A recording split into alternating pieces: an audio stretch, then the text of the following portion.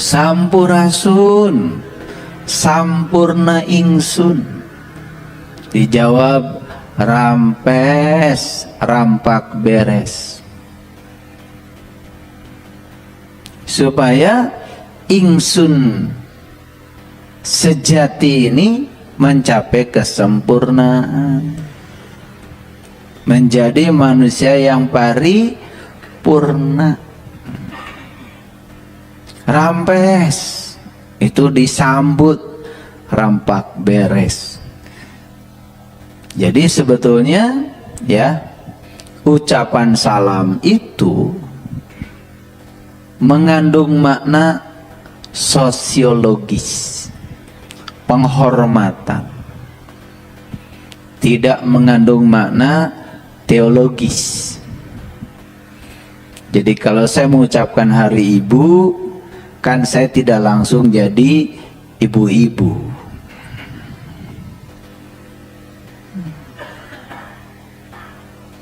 Mengucapkan penghormatan pada orang lain malah justru memuliakan diri kita sendiri. Saya kalau tanggal 22 Desember suka mengucapkan selamat Hari Ibu. Kan tidak gara-gara saya mengucapkan selamat Hari Ibu, saya besok kecentilan jadi ibu-ibu. Malah saya memuliakan ibu. Karena ibu itu dimensinya luas. Dimensi yang sangat sempitnya, ibu itu adalah orang yang melahirkan kita. Tapi dimensi yang lebih luasnya, ibu itu adalah bumi kita.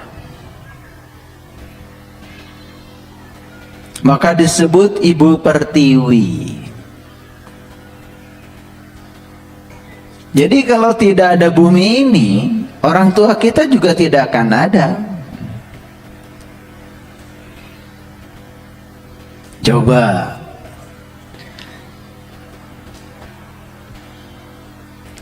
orang tua kita tuh ada karena dilahirkan oleh ibunya orang tua kita. Nah, ibunya orang tua kita melahirkan ibu kita, kan asal muasalnya karena nenek kita itu menyantap makanan-makanan yang berasal dari bumi. Padi dari bumi,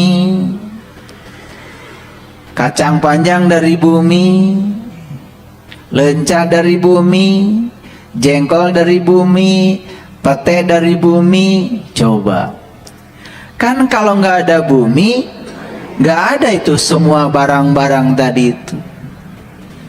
Dan kalau tidak ada barang-barang itu, kan tidak mungkin ada yang disebut dengan sel telur.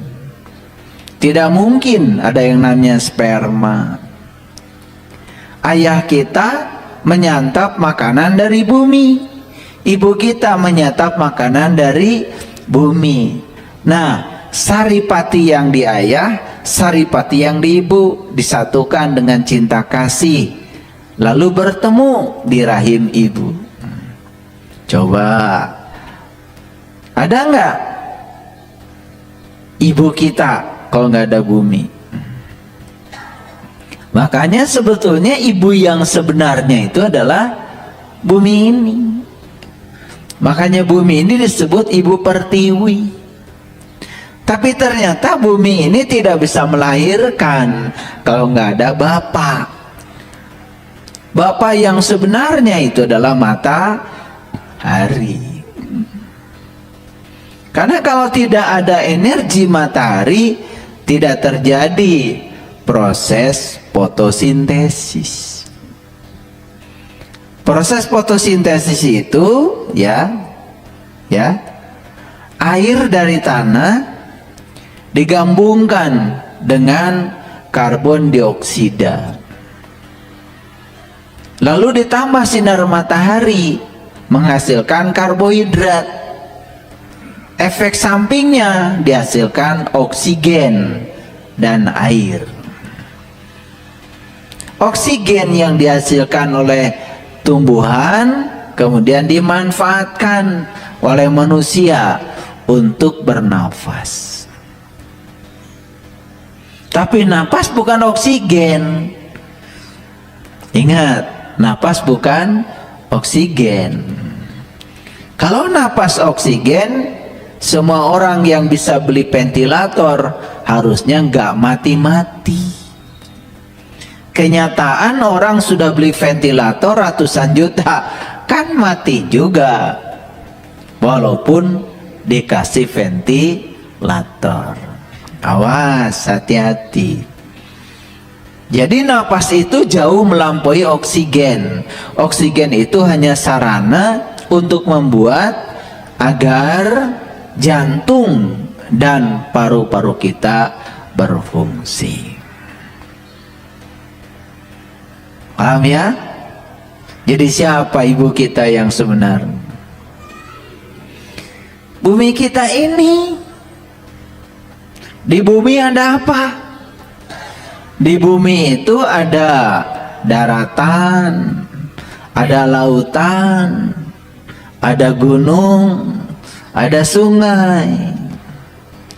Saya kok heran ya, heran saja saya melihat perilaku manusia. Leluhur kita mengajarkan penghormatan buat alam, lalu mereka menyajikan yang namanya sajen. Itu sebetulnya bukan menyembah alam, itu memberikan penghormatan kepada alam, berterima kasih karena alam itu hidup. Nggak ada sungai, gimana nasib kita? Nggak ada gunung, gimana nasib kita? Kalau bumi ini rusak, gimana nasib kita? Maka mereka memberikan penghormatan pada alam. Sarana yang dipakai adalah sajen. Maka sajen itu sastra jenda. Makanya dalam sajen itu banyak unsur-unsur pesan-pesan simbolik yang harus ditangkap maksudnya. Yang menyajikan sajen, memberikan penghormatan pada alam, malah dianggap sesat. Tetapi orang-orang yang membuang sampah ke sungai, mengotori laut, mengotori jalan, menebang pohon sembarangan, orang-orang yang semacam itu malah tidak ada yang mengatakan bahwa kalau kamu buang sampah sembarangan sesat. Nggak ada yang berani mengatakan itu. Padahal itu yang mengotori ibu pertiwi. Dan mengotori bumi sebetulnya mengotori ibu kita sendiri. Makanya masa depan bumi ini sekarang ini sudah mulai mengkhawatirkan. Bayangkan ya, longsoran es di kutub begitu cepatnya, dan ternyata longsoran es di kutub itu menimbulkan getaran yang sangat luar biasa, bukan sekedar membuat permukaan laut semakin naik, sehingga daratan di bumi yang hanya 25% ini terus terkikis.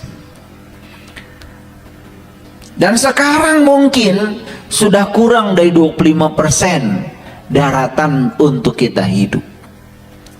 Bisa jadi suatu saat semua daratan akan menjadi lautan.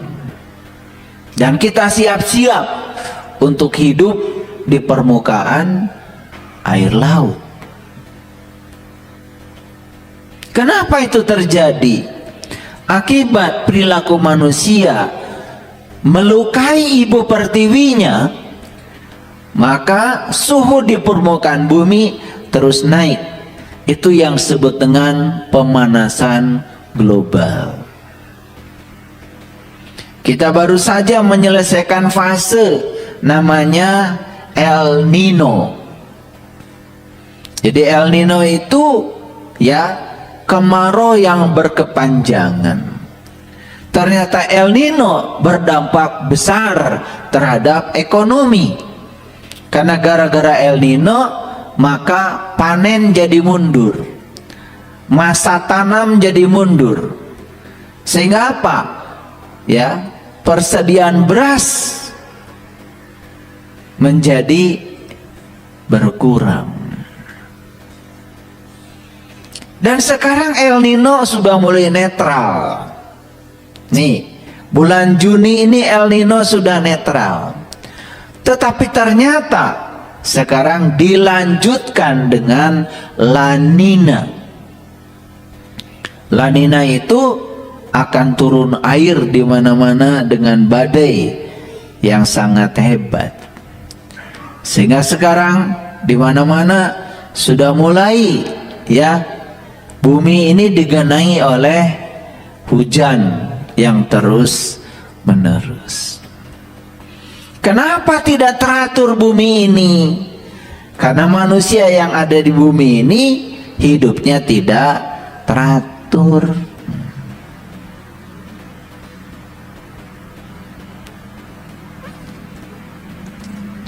Jadi kan aneh ya, yang merusak bumi dianggap biasa, bahkan tidak berdosa karena tidak ada yang menghukuminya. Tapi yang menghormati bumi justru dianggap aneh.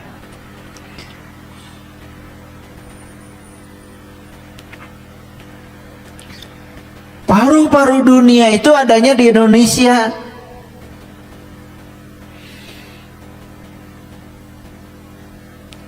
Karena jumlah hutan di negeri kita itu dulu itu luar biasa.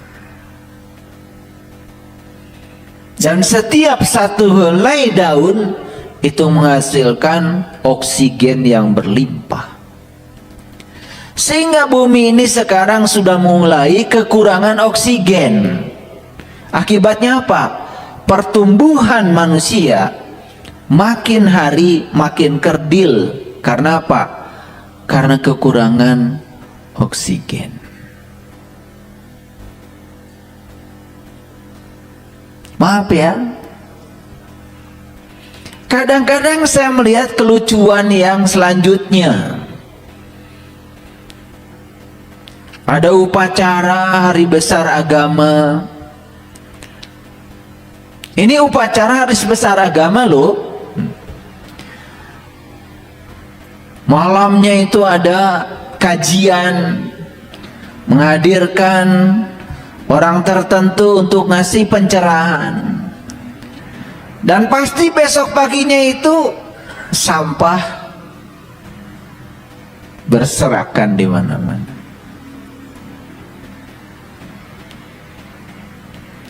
Bagi saya itu adalah keanehan. Padahal jelas sekali ya Nabi Muhammad mengatakan ciri orang yang beriman itu bersih. Jadi kalau kita terus-menerus menyumbang kekotoran pada semesta ini, kan sebetulnya ada tanda tanya. Pertanyaan besarnya, apa betul kita ini orang yang beriman? Makanya kajian seperti ini bagi saya tidak akan lihat terlalu jauh. Selesai mendengarkan kajian saya, apakah Bapak Ibu naik imannya, naik takwanya? Susah saya ngukurnya. Yang paling penting habis kajian, masjid ini tetap bersih. Tidak ada bekas kopi lagi sembarangan, tidak ada bekas puntung rokok sembarangan. Saya bukan anti rokok loh. Justru yang merokok itulah anti rokok. Karena yang merokok itu rokoknya kan dibakar, berarti kan anti rokok.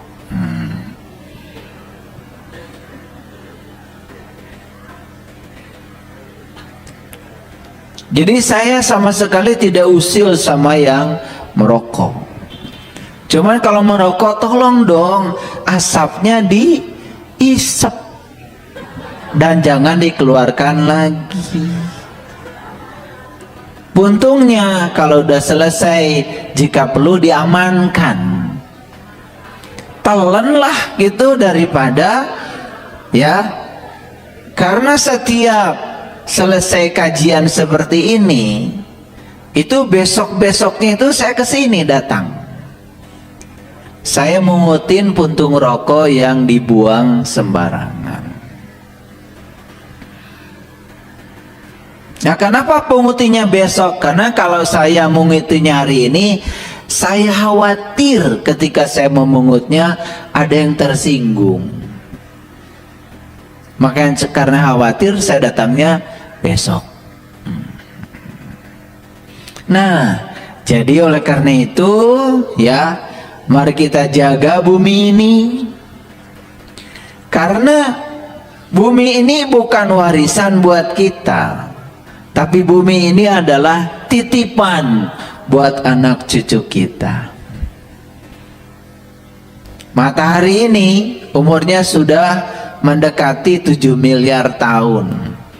Menurut ahli fisika, matahari ini umurnya itu sekitar 10 sampai 12 miliar. Dan persediaan materi di matahari karena dibakar terus menerus, lama kelamaan habis. Dan suatu saat matahari ini akan padam. Kalau matahari padam, bumi ini akan mengalami pendinginan dan akan mencapai suhu mutlak alam yang disebut dengan suhu termodinamika. Itu sekitar min 273,16 derajat Celcius. Dan pada saat itu terjadi, tidak lagi ada ikatan antar atom, tidak ada ikatan antar molekul. Semua benda-benda di alam semesta ini akan menjadi rapuh, tidak bisa berikatan di suhu itu. Makanya kita harus punya pengetahuan yang luas dalam segala hal, karena keluasan akan membangun kebijaksanaan. Oleh karena itu kita bersyukur hari ini kita masih diberi kesempatan untuk hidup, masih mendengarkan kajian kesadaran. Semoga di sisa perjalanan hidup kita, semua kita menjadi manusia-manusia yang husnul khotimah, mencapai kesadaran, mencapai kebijaksanaan, sehingga keberadaan kita di semesta ini berkontribusi untuk memayu hayuning bawono, ikut mempercantik semesta yang sudah cantik ini. Oleh karena itu, mari kita puji Allah bersama-sama membaca hamdalah. Alhamdulillahirabbil alamin. Mari kita awali kajian kita hari ini bersama-sama memohon ridho dan berkahnya. Semoga tema kita hari ini menjadi tema yang akan menggugah, memotivasi, meningkatkan kualitas kehidupan kita. Kita sapa sama Allah dengan kelembutan dan cinta seraya membaca basmalah. Bismillahirrahmanirrahim. Jadi pengantar saya tadi itu hanya mengantarkan judul ini. Jadi judul kita hari ini adalah tumbuh dalam kebijaksanaan, bukan sekedar ukuran.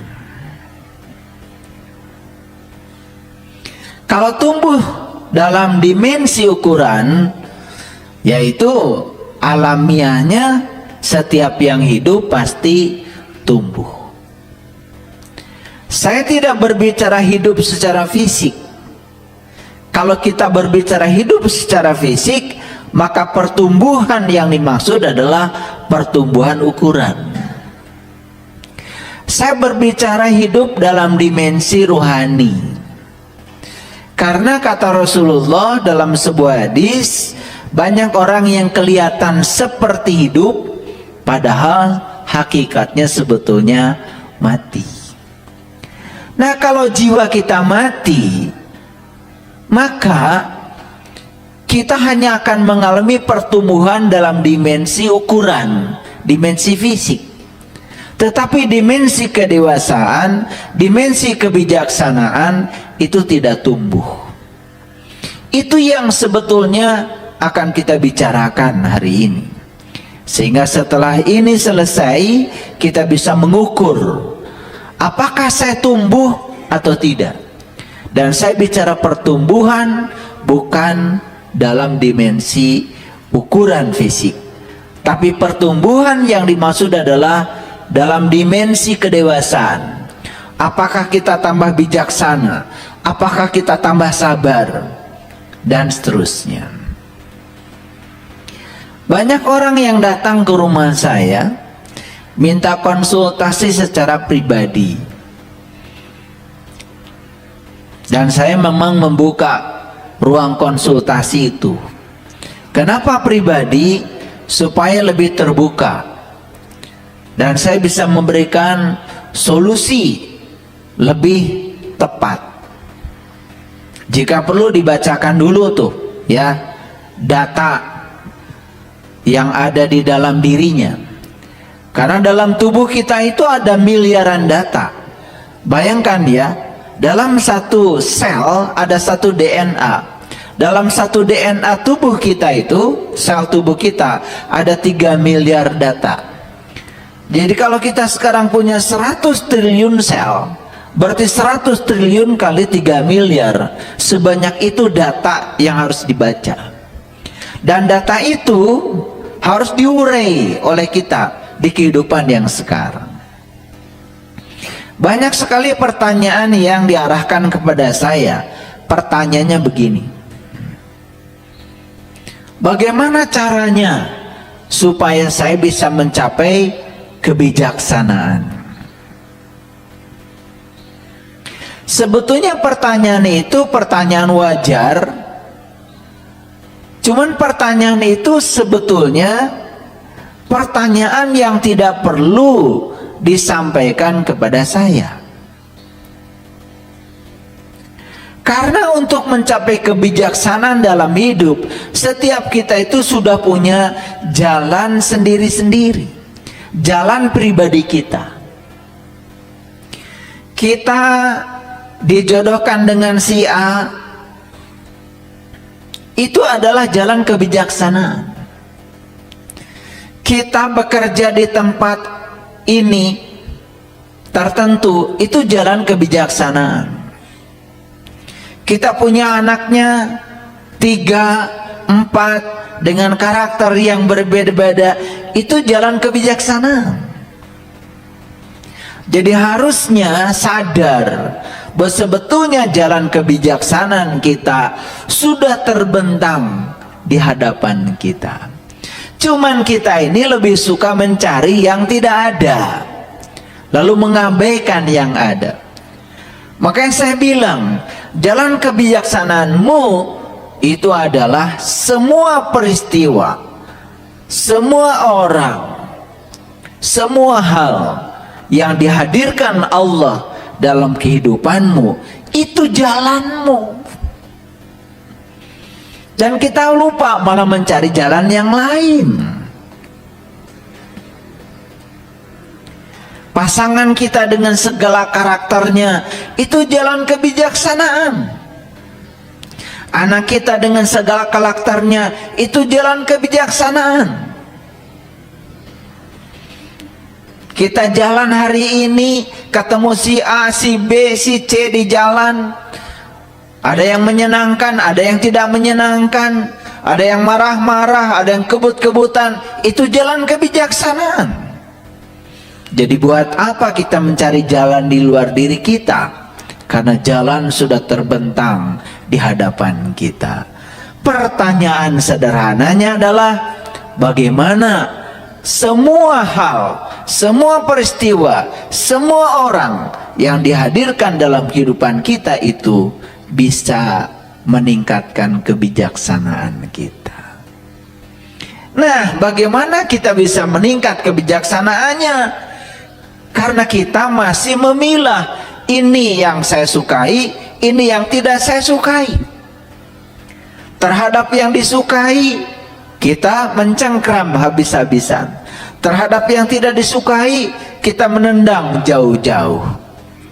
Padahal yang disukai adalah jalan kebijaksanaan, yang tidak disukai jalan kebijaksanaan. Dan kalau kita sudah bisa melihat itu adalah satu jalan, bukan dua jalan, maka kita akan bisa menangkap setiap hal yang terjadi adalah jalan kita. Makanya kenapa kita tidak tumbuh ya?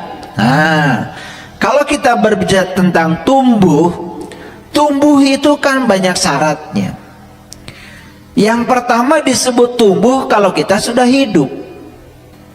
Kan ada pertanyaan, apakah jiwa saya hidup atau mati? Pernah bertanya begitu? Memang kita bernafas, ukuran tubuh kita bertambah, tapi pernah nggak ada pertanyaan, apakah jiwa saya hidup atau mati? Ada pertanyaan? Karena tidak bertanya, tidak ada jawaban. Makanya ya,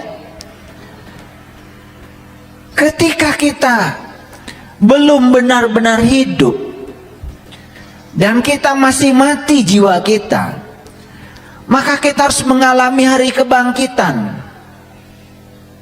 sehingga jiwa kita benar-benar hidup. Itu yang disebut dengan hari kiamat secara hakikat. Hari kebangkitan jiwa, jiwa yang tertidur lelap terlalu panjang sehingga tidak tumbuh. Karena syarat untuk tumbuh itu kan harus hidup. Kalau tidak hidup, tidak akan tumbuh. Jadi pertanyaannya, kenapa kok saya sudah hidup bertahun-tahun tetapi saya tidak mengalami kedewasaan jiwa? Jangan-jangan jiwa yang dimaksud itu tidak hidup.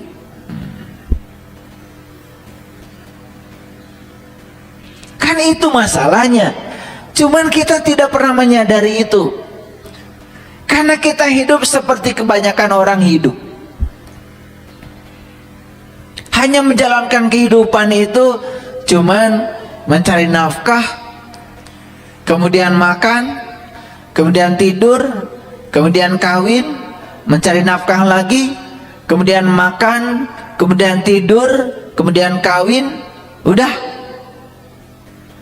Aspek-aspek lain, pelajaran-pelajaran lain, bisikan-bisikan semesta yang dititipkan lewat peristiwa yang terjadi dalam kehidupan kita, sama sekali kita tidak membacanya. Kenapa? Karena kita masih mati. Maka dalam kematian jiwa tidak ada pertumbuhan jiwa. Dan syarat untuk pertumbuhan jiwa harus mengalami kebangkitan dari kematian. Makanya kan di dalam Al-Quran ada kata-kata summa ba'asnakum min ba'di mautikum la'allakum tashkurun. Kemudian aku bangkitkan kamu setelah kamu mati supaya kamu bersyukur. Nah, tema kita yang minggu yang lalu sudah jelas ya. Syukur sudah jelas ya. Jadi syukur itu melepaskan energi positif yang kita bentuk ke semesta. Kalau itu yang dilepaskan, itu yang akan didapat dari semesta. Like attracts like. Yang serupa akan menarik yang serupa. Ya. Jadi kalau hari ini saya kupas lagi, nanti mundur lagi, waktu kita akan tersita. Oleh karena itu saya hanya mengingatkan saja, kalau yang belum tahu cara bersyukur, dengarkan kajian minggu yang lalu yang sudah dipublish ya. Ya, mulai dari hari Senin, Selasa, Rabu, hari Kamis besok tuh yang terakhir. Ya, insya Allah nanti akan tahu bagaimana kita memahami arti kata syukur. Ulangi ya. Summa ba'asnakum min ba'di mautikum la'allakum tashkurun.